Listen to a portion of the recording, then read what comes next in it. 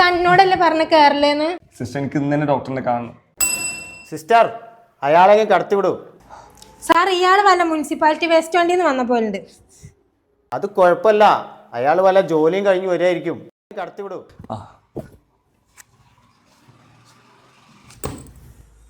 പറയൂ. ഡോക്ടറിൻ്റെ പേര് വിഷ്ണു. 2 ദിവസം മുന്നേ എൻ്റെ ഭാര്യ മറ്റൊരുത്തൻ്റെ കൂടെ പോയി ഡോക്ടറെ. അത് കണ്ട് എൻ്റെ മക്കളും എന്നെ ഉപേക്ഷിച്ച് പോയി ഡോക്ടറെ.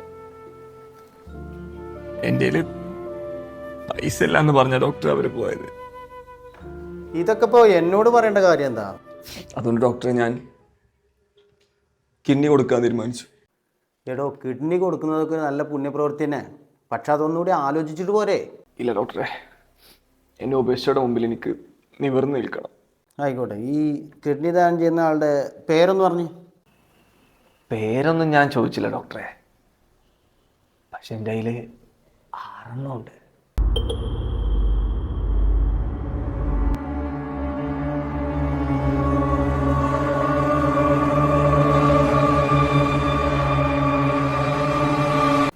ഒച്ചുണ്ടാക്കിയ നിന്നെയും കൊല്ലും, സിസ്റ്ററിനെയും കൊല്ലും.